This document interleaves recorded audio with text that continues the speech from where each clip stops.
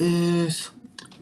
Hello, and welcome back to our new construction and flipping series. I am Danielle Palloschi-Browne, investor and investor agent, and this is my partner, Raj Tamang, structural engineer, developer, new home builder, and we're here today to chat about our next topic. Yeah, I'm probably forgetting all of your different titles, No, Roger. that's okay. You're way too qualified to even. So today we're going to be talking about cost estimates regarding architectural plans, engineering costs, and permitting fees, which are the less fun things to pay for when you're developing something new construction, but absolutely kick off the entire process, and you can't build anything until you start here. So Raj, what does it look like when you're starting a new construction home, and where do you start with the architectural plans? Like, what would the process look like for that? And how would you start estimating the cost for those kind of items? It does. Okay, that's a very good question, because now you have to understand there are different type of I would say construction, even new construction. Let's say somebody's looking to build a house and they're looking for a builder. There are two steps there. There is someone like me, which is a custom home builder. So there is no specific floor plan they have to follow. Any floor plan we work, all the houses I've designed, built, it's unique. Okay, right? Everything is different, right? But there's some other builders here. There are so many builders, semi-production builders. They have a floor plan or model home. So you go to their website and say, okay, Vienna model, right?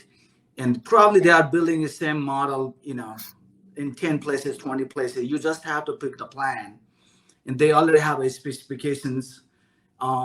Mostly they already have a permit. They don't have a permit in hand, but it's called a master plan. What that means is for that plan, the builder already has a permit with the county. So you just have to get the new, they already have a plan to everything approved for that model. That's why if you decide to go with their model home or model floor plan, you can't of course, you can't do any footprint or structural modifications.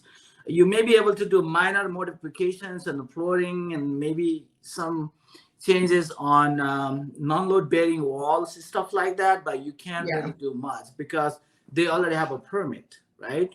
Yep. But that's not really a custom home, right? But if somebody's looking for a custom home and they come to me and say, okay, do you have any floor plan? I say, I don't have any specific floor plan. We have so many floor plans. I don't know which one you want, Yeah. So what I ask them is, do you have any plans in mind? Like, you can go to all these builders. We have so many builders in Northern Virginia. You go to their website, they have model homes. Model floor plans, you look at it, or there's some third-party website, architecturaldesign.com, all that. They have so many floor plans, elevations there, so you can pick, hey, this is the design I'm looking for, this is the floor plan I'm looking for. We might have to modify it, tweak it. What would it be cost? And then we can probably give them some rough number. Of course, that's not going to be final until you have a final design and selections. But at least we can give them some preliminary number to work with, right? So now going back to, like I say, okay, so when people come to me, I want to build a house, I ask, do you have a floor plan? If you don't, because if you say I don't have a floor plan, then I don't know where to even start, because I don't know what you want, Yep. So I told him, go to the I give you some builders here, local builders, their website. Go to their website and see Evergreen Homes. And I don't know. You're very brave to send your clients to other builders' websites. Yeah, they do it. They do mine. I do theirs. That's the way it is. There's nothing to hide. Yeah. Okay. So basically, like, the gist of it is, if you don't already have a floor plan or a sense of a floor plan that you would like in mind, and you're looking to build a custom home or even semi-custom home, you have two routes. You could either pick something that's already permitted that another builder has, and that's more of a spec home. Maybe you can make some moderate modifications, but for the most part, you get what you see. Or you could go through a little bit more creative of a process probably a little bit more costly of a process to do your own architectural plans and designs and then get those permitted. Correct. 100%. Yes. Okay. So, cool. So say you get through the architectural process. You now have a floor plan, however way you decided to pick your floor plan. yeah. What then happens after that? See, now, and let's assume you have a lot. I guess, like, let's assume you have a place to build this house. So that's one of the requirements. Like when you buy a lot, you have to think about, already you have to think ahead about what type of house you want to build on that lot, right? Because you have to say, also some of the things you have to pay attention when you buy a lot, like if a public water sewer or your well and septic, because your budget is different. If you have well and water, well and septic, of course, probably, I don't know, $50,000, $60,000, $70,000 additional cost. It depends where it is. Well, also depends because you have to drive down to the ground. So they usually charge you depending on how deep you have to drive, right? So we don't know. Sometimes that's 10, sometimes 20. Septic also, it depends how big of the house you have. So there's so many factors involved. It's very difficult to give you exact number. Okay, this could be $25,000 or $30,000. But if somebody says, okay, I want to build a house and I have this concept floor plan, and I need an architect to design all that floor plan, right? Draw it up at least. It depends. Usually, let's say 6,000, 7,000 square feet homes or 10,000 square feet home. If somebody already have a floor plans in hand, it may cost about $10,000 to $15,000 for those concept plan to make it ready for permit plans. Yep. 10, 15 grand. Okay. But if you already have a ready plan, means that somebody has to just redraw it. But you have to remember, redraw it, it's just architectural plan. But there's another aspect people don't understand. Hey, I already have an architect working on a plan. Why I need to hire a structural engineer? You need to hire a structural engineer to make sure that your house is structurally sound, right? Yeah, pretty important. Pretty important, yeah. You have a pretty house, but you don't know if the house is structurally sound. Probably that's short-sighted. But a lot of people actually say, hey, they don't know, so they just have an architect hire. Oh, I'm gonna hire an architect to do the plans. But again, some of the architect, I'm not bad mouthing anybody, but there are a lot of architects, they just design themselves, even though they may not be qualified. Got it. And people say, okay, why I have to hire another structural engineer, $5,000, $6,000 additional, where maybe my architect can do it? Because usually residential buildings permit plan, you don't have to stamp it. Usually you don't have to stamp. So, but a commercial, no, you have to stamp it. Professional engineer stamp, you need it, or registered architect stamp. But residential construction, you don't need it, right? Typically in this area. So it depends. There's some part of the country they require. But if you don't, then they say, okay, why I have to hire an engineer, a structural engineer paying $5,000? I'm just giving you a number where my architect can do it because he's been doing it for 10 years, 15 years. He's qualified. I'm not saying that it's rocket science, but I can tell you my experience since, I've been designing since 2003 in this area. So almost like 18, 19 years now. Yeah. I have a lot of people, they design it, they built it. Now your structure is not safe. They have to replace the beam. So now think about it. You're building $1 million home, $2 million home. I don't know. $1 million home looks like nothing in Northern Virginia if you live, right? That's like, oh, sure. It's like townhouse, if you live in Vienna or McLean. So you spend that much of money building a house and you are like trying to save that $5,000. I'm telling you, you will be paying more than that overall. And also, this is what people do. Okay, so instead of hiding it, they over design the footings, beams, columns. So if you over design, it's safe, right? So it is safe anyway. If you need let's say if you need a 20-inch footing and you design 30-inch wide footing, means you're safe. Yeah. But the problem is you are pouring more concrete than you needed to. You're trying to save $5,000 not hiring a structural engineer, but dude, you are paying $10,000 more for a concrete. Yep. So, and you won't realize it. Like, You don't even realize it. Would Exactly. never You know. don't realize Would it. never ever know that was the case. Yeah, because No. you that's the point, Danielle. You say you don't realize because tell you that you know it. Builder not gonna pay from his pocket that additional concrete you have to pour for 20-inch footing versus 30-inch footing, right? That 10-inch wide more or 12-inch, 10-inch wide footing. It's a lot of footing concrete, and you know what I'm saying. He's not gonna pay for the pocket, so probably he's already embedded that cost in your cost estimate. So you are paying it. You're trying to save that $5,000, but now you're already paying more than that because the point I'm trying to make is I'm not saying you have to hire a structural engineer like me, but make sure that find the right professional for the right trade. Architect is qualified for the plans, elevation, how the house look like, nicer from outside and nicer from inside, and the space planning and flow and open concept. But if his specialty is not the structural design, I'm saying find a structural engineer specialized for residential construction. That's also tricky because there are a lot of structural engineers. They are not specialized in residential. They do commercial, big buildings, high rise, office which buildings. have very different codes. I'm telling you, very different. I had reviewed some buildings, permit drawing, value engineering. Sometimes you can do value engineering prepared by another company. And this guy designed a whole house. I'm not saying wrong, but he never designed a single family house before. He designed office, multifamily, right? High-rise concrete building. He never done it before. So he designed this house as if he's building a 20-story concrete building. So that's what I'm saying. It's a structural engineering, but a structural engineer who is specialized for this type of construction and design. And I think that's very important for you. Kind of hiring like an attorney that specializes in, say family law, if that's what you need, versus a litigator. Like they're both attorneys, but they don't have the same kind of expertise in it. They're disciplined. Yeah, exactly. They're the different expertise.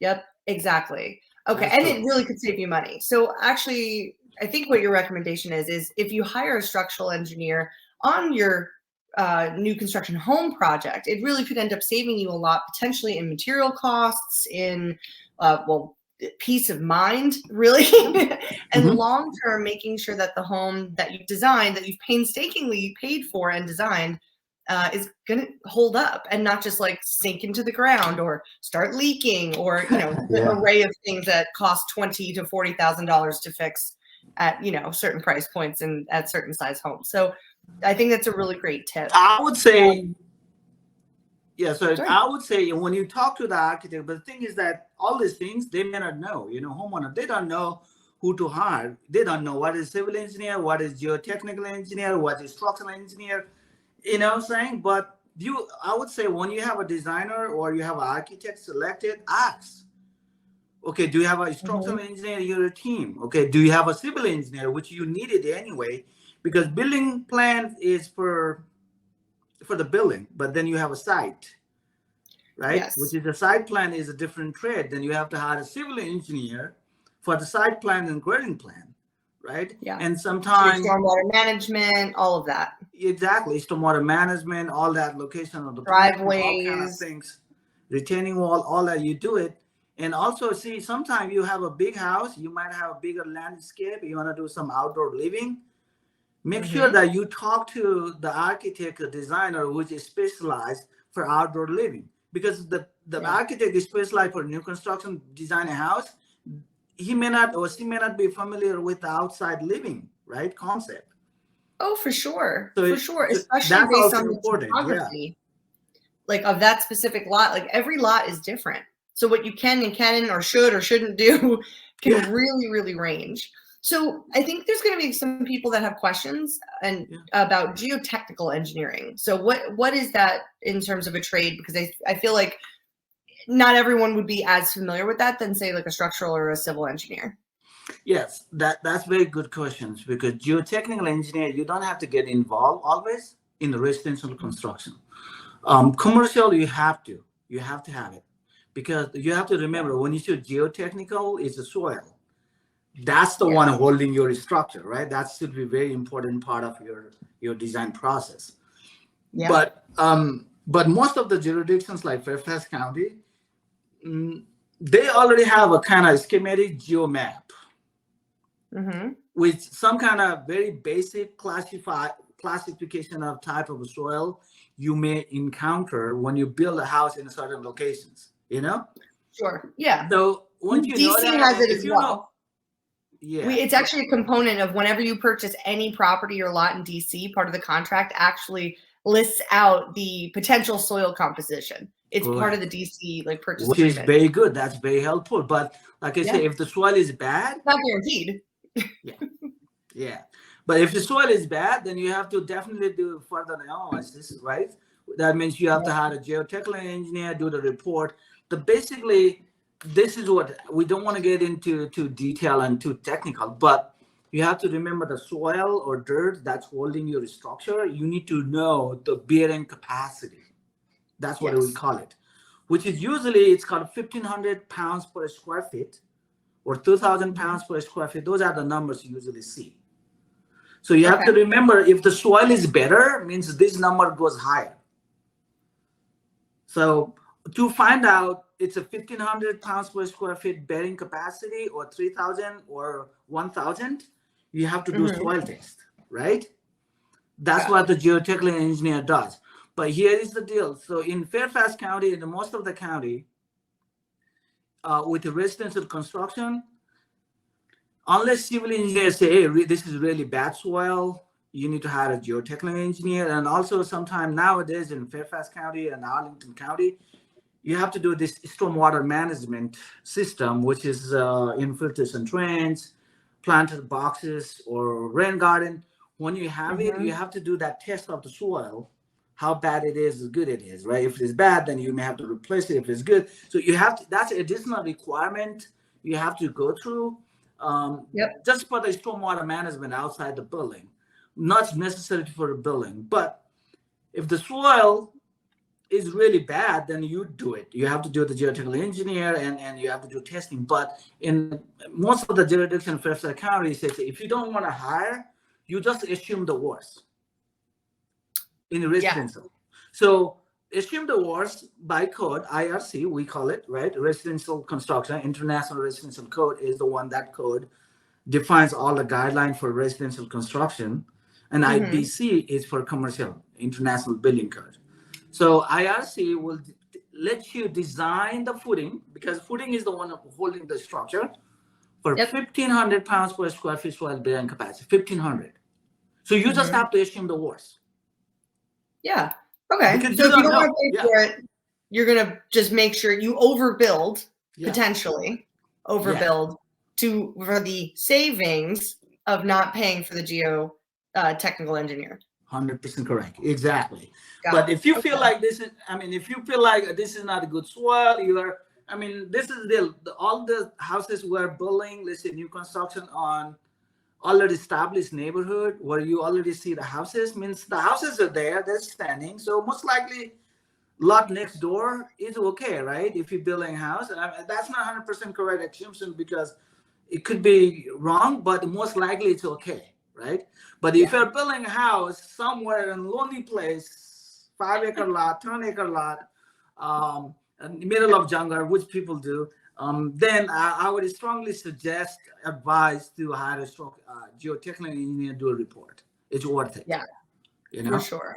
Well, and potentially it could save you a lot of money if you're in a slightly more populated area, because you're not going to take the risk of overbuilding and spending more than is necessary. But say you have already purchased this lot or you have a lot, right? Once you know.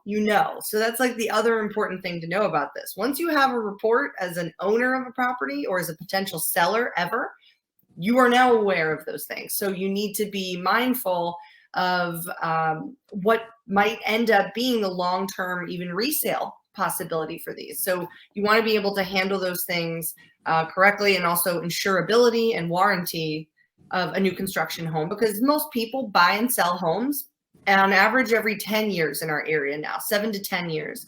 So even if you build a new construction home, it's not likely you're going to live there for 30 years, right? It's just not likely you will. At some point, it's going to feel too big or too whatever, insert reason here.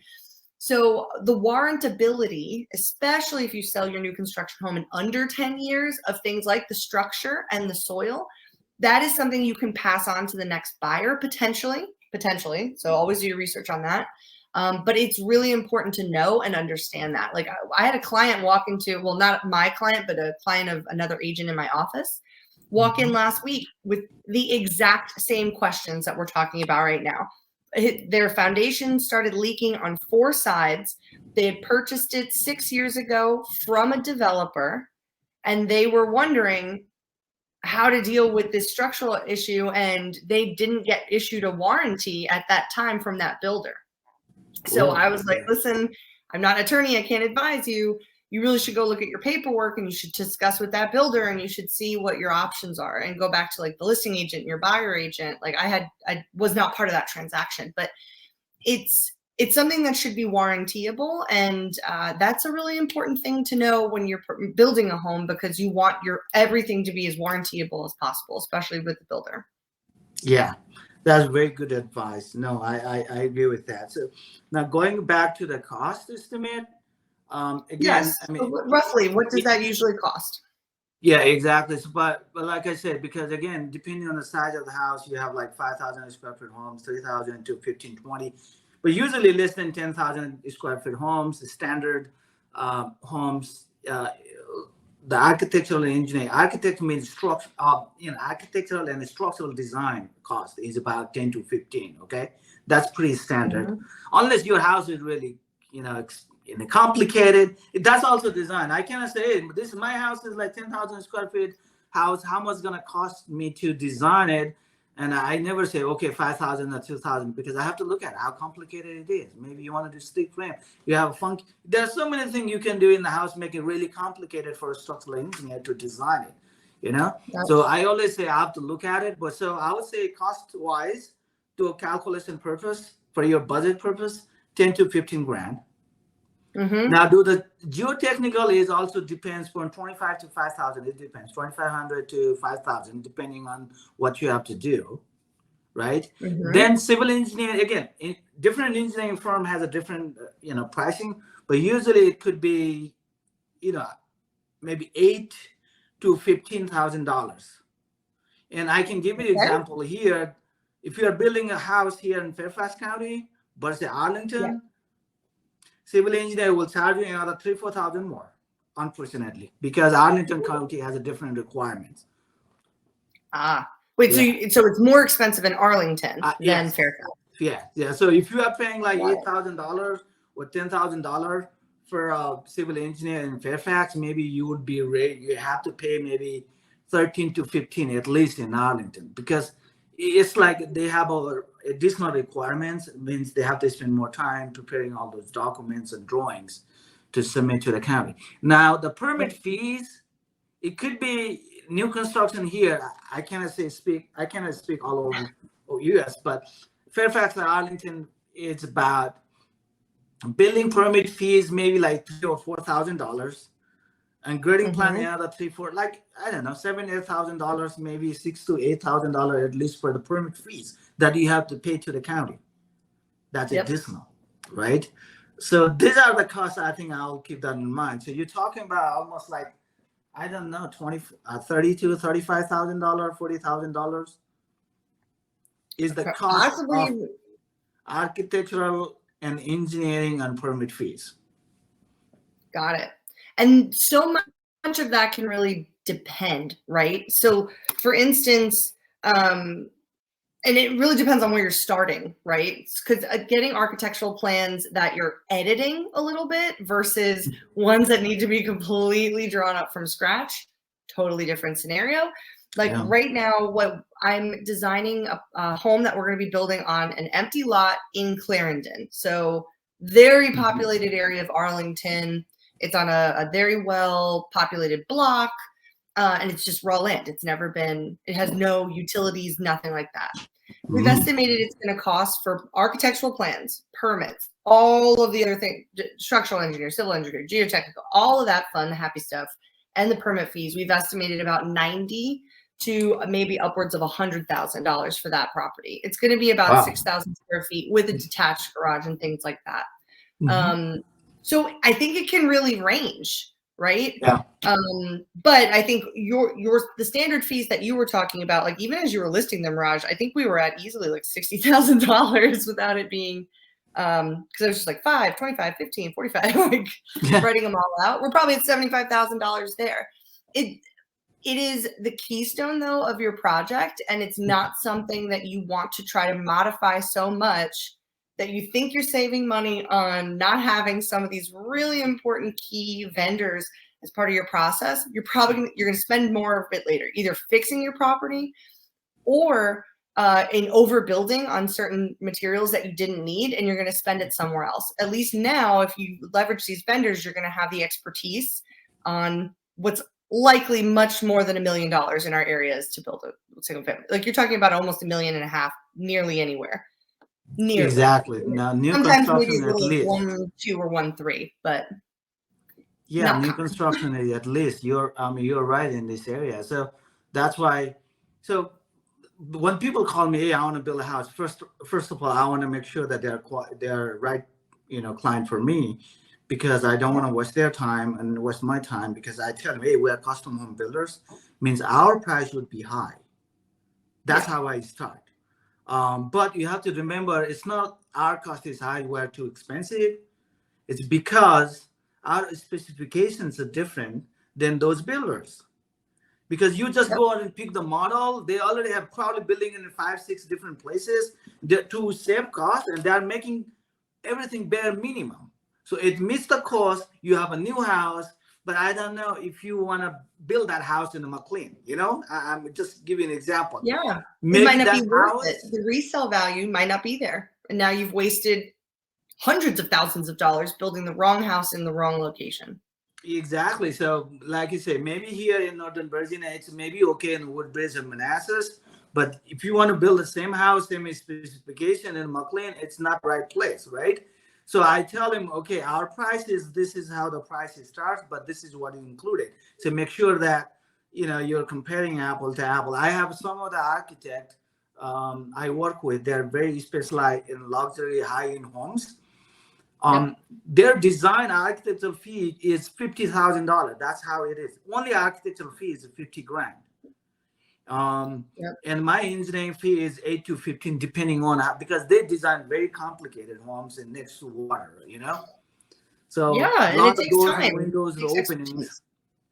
Yeah, so you can, that's what I'm saying. You have to look at their budget. I mean, you can really easily blow your budget, and you are limited to budget, and you say, can I do this? Can I do this? Like you say, you start adding $1,000, $2,000, all of a sudden $20,000, $25,000 easily. You don't even notice. Yeah. But the place to save on the budget can absolutely come from the fun, decorative, and design items. You'd be shocked what kind of beautiful materials, such as like tile, flooring, that you can get that is more cost effective, rather than taking the bigger risk, at least in my opinion, of not leveraging vendors that are literally talking about the structure, function, and sanctity of your property that you're trying to build. So I would say there's other places to cut your costs. This would not be one of them. Yeah, I agree. Yeah. Awesome. Well, if you guys have any questions about permitting, architectural plans, engineers, and what their specialties are, please leave those questions in the comments, and Raj and I will get back to you. And we will see you again next week. Next week, we're going to be talking about demoing, site clearance, erosion, site prep, and all of that, and how to estimate those when you're looking at a potential lot to be building on. Awesome. Thanks, Raj. I'll see you next week. Thank you so much. Thank you, Danielle. Bye. Bye-bye. Okay.